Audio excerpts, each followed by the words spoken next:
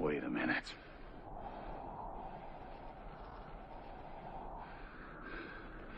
This isn't my world.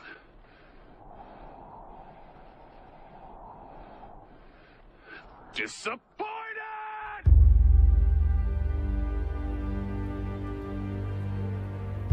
E3 demos often look phenomenal, action pouring from the screen, mouth-watering visuals drawing players to shops to pre-order the revolutionary game of their dreams. And then it comes out. And it looks like this. It's not always the case, but it happens with almost every game shown to us for the past few years. These demos don't just look better because of superior textures and lighting, but the small details that make them look so alive and tempting. Ranging from little interactions between NPCs and the player, to fluid animations that look like they deserve their own cutscene, and better AI in combat dynamically reacting to the player's actions like it's a scene from an action movie. All that perfectly choreographed in order to create something called a vertical slice. A vertical slice is a practice used by developers of large games to show off to the players and publishers how the game will work, look and feel before the development really takes off. And as a result, E3 demos end up looking like this.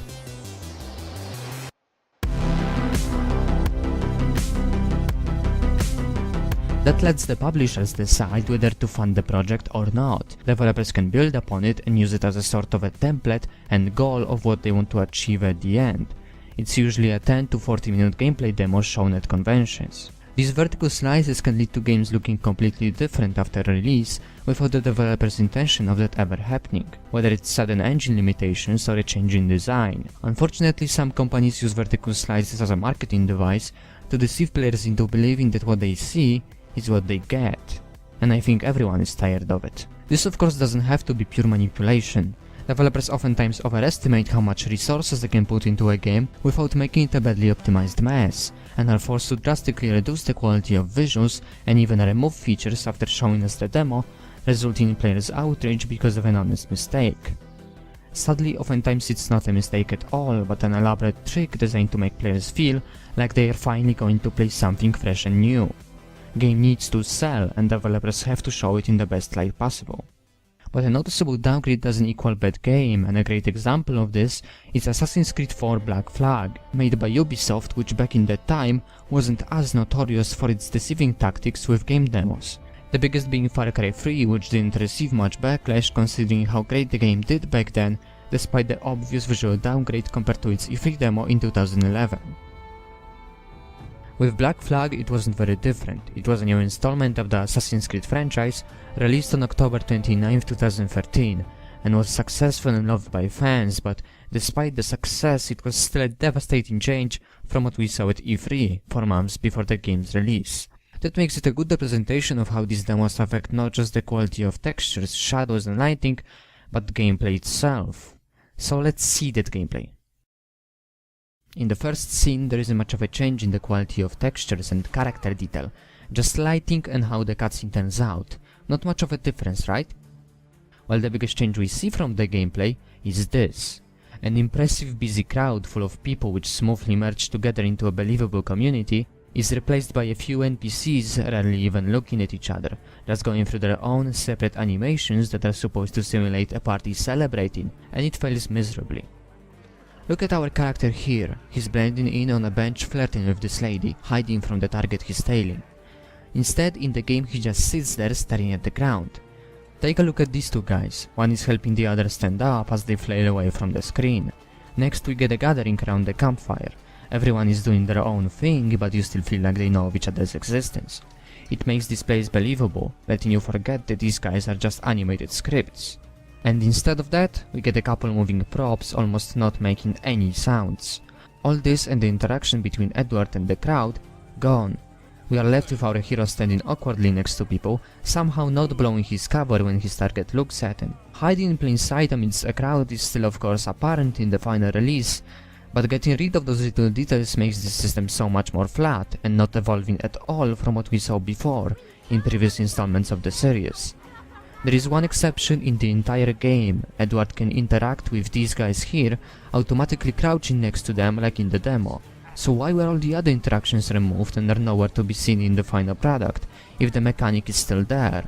All this is just a tiny aspect of the downgrade, but definitely the most glaring, has the biggest impact on the entire experience, considering how much of a focus the crowd is in Assassin's Creed games, and how useful it is in cities. Imagine the whole game being like that demo, letting you experience that crowd and interaction in almost every populated city, like Havana or Kingston. Something that the demo is suggesting you will be able to do, but never actually will. We haven't even mentioned the visual side. Vegetation, lush jungles replaced by the same exact boring bushes everywhere, all the cinematic effects, fires, fog. Small little technicalities, but when removed altogether it destroys a lot of the feeling and depth.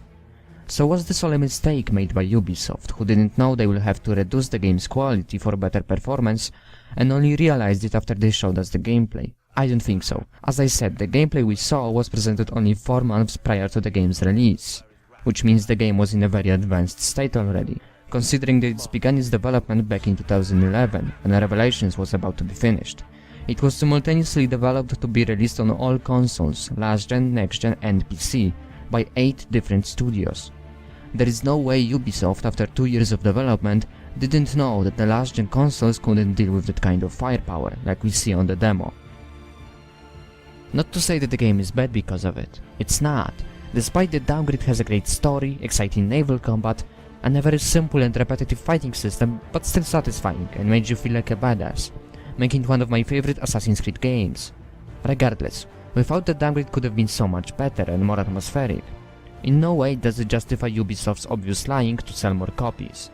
This is of course not the only game suffering from its reduced attention to detail, but as I said before, not all games have better looking trailers because of greed. So let's move on to something different. An award-winning excellent RPG and my favorite game of all time, but still somewhat disappointing. We have been here before.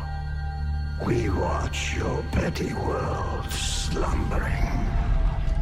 You cannot defy the call of our steel. You can only surrender. The Witcher 3, game which doesn't really need any introduction, but for the sake of being clear, it's the third installment of CD Projekt Red's action RPG series, The Witcher, and was released on May 19, 2015. But let's back up a little, to June 19, 2013 to be exact. Game was just announced at E3, and it couldn't have chosen a better time to show up. Fans were waiting for the next game for 2 years now after Witcher 2's cliffhanger ending, and those who weren't waiting after watching the trailer definitely took some interest. And it looked great. It showed us a vast open world, unusual intriguing setting, and dynamic combat with a variety of enemies. Some shots did look unfinished and rough like this one, but the game was probably at very early stages back then. Now let's take a look at the trailer shown at the VGX Awards show few months later, in December, and to this day for many the best looking trailer in the game's marketing campaign.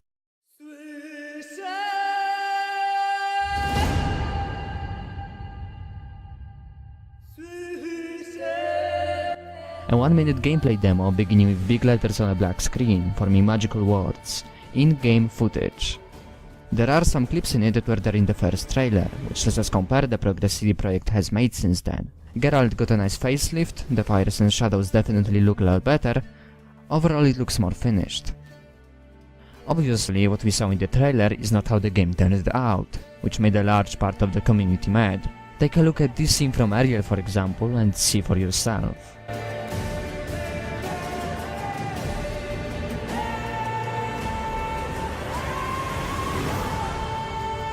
Two different games, right? I don't think we even want to talk about that. And yes, this is the same exact scene. It's not the only shot that looks completely contrary to what we got in 2015. Hell, the whole trailer looks like it's been pre-rendered. Except it's not. The developers did not lie about the in-game footage thing, all of this is real. So why wasn't the final product like this? In an interview for Eurogamer after the game's release, CD Projekt's co-founder Marcin Niewinski and the head of the studio Adam Badowski discussed the downgrade, and confirmed that the reveal and the VGX trailer were in fact real footage. Quote, "We do a certain build for a trade show and you pack it. It works, it looks amazing, and you're extremely far away from completing the game.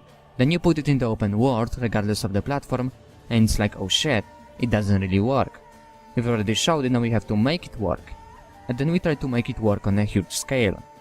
This is the nature of games development. It was captured PC footage, not pre-rendered, but a lot had to change. If the game was supposed to work on consoles, developers had to remove a lot of the effects. After VGX, they changed the game's rendering system to a completely new one, for better performance and to better suit different weathers at time and day. Even though the trailer's visuals were real, it was staged. Geralt walking in the wilds or in a village is heavily scripted. And combat is obviously just a well-designed animation that's only supposed to simulate real gameplay, not to manipulate the players into believing it's the real thing, but to show how it's gonna work if the developers pulled it off. And they did pull it off. Combat is still fun and pretty close to what we've seen. Despite the obvious staging, it's still in-game footage, just full of professionally staged cutscenes. The visuals were stunning, but they wouldn't work so well in different environments in the game without frying our computers, like that beautiful fire in the Eredin scene. It's just that back then, developers didn't know it wouldn't work.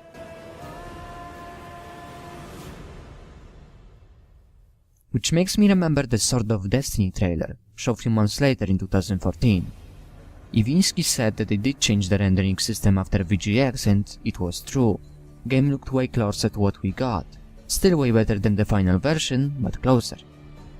Except for the fact that in the trailer we can still see these two scenes from VGX 2013, not altered in any way, making it look like it's still part of the game. Why? Did the game still look exact same as in VGX in that shot, even though they changed the way things work and look in every other scene? Well, let's not dwell on that any longer. It was just two short shots, but I thought it's worth to mention them. The game did turn out great, despite being a downgrade compared to the trailers and gameplays. Yes, the visuals did suffer and we lost some features, but I'm willing to live with that. It's not like the game looks bad, it looks great even now in 2018. But for me personally, it lost some of that magic with each trailer. Thanks to the Witcher's modding community, I was able to get some of that magic back. Seriously, there's a ton of E3 and VGX mod that try to recapture what we saw. Go check them out. As a result of this, my game full of mods looks as follows, instead of like this, making my downgrade obsession less painful. Thanks, modders. We can come to a conclusion that it doesn't matter if the enhanced visuals and false promises of E3 demos are intentional or not. The players do notice, and through their disappointment, more and more learn not to trust these presentations, and if they do, they are not hesitant to show their rage. Countless numbers of comparisons between demos and retail, or complaining gamers leaving bad reviews and refunding the game on Steam because they felt cheated, are sure to bring some controversy. Obviously that didn't have such an impact on Black Flag and The Witcher. I mean it did, but not in such a gigantic scale like for example No Man's Sky, that completely didn't deliver on its promises, and outright lied to players about features like multiplayer. But bad games hiding under good marketing wasn't really the focus of this video. What I wanted to talk about is even though the game is still good after the downgrade, it leaves you wondering, what if it turned out differently? What if they had more budget to keep it this way, or what if the game was released 5 years from now? Presentations like these raise these questions in my head all the time.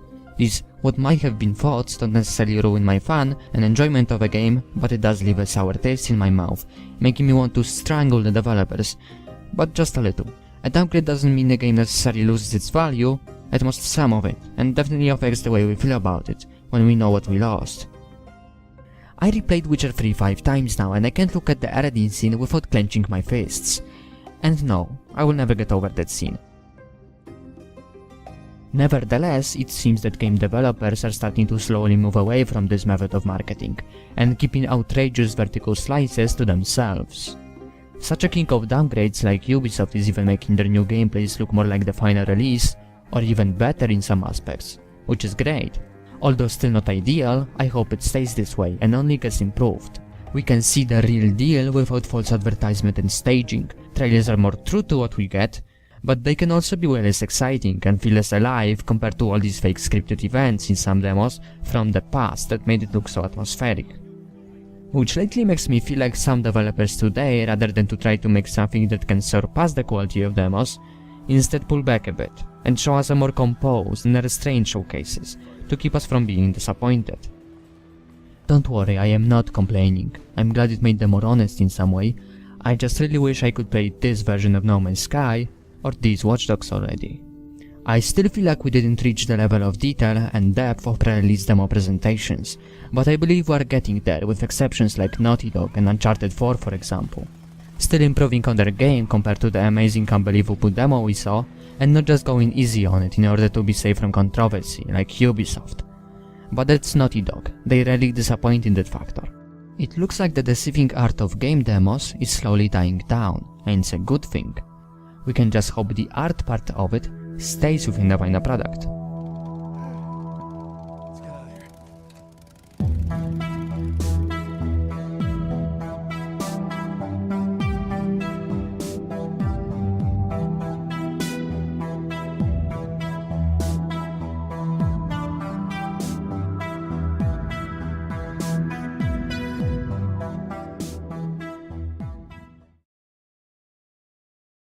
Obviously what we saw in the trailer is not how the game turned out, which made Parliament really mad.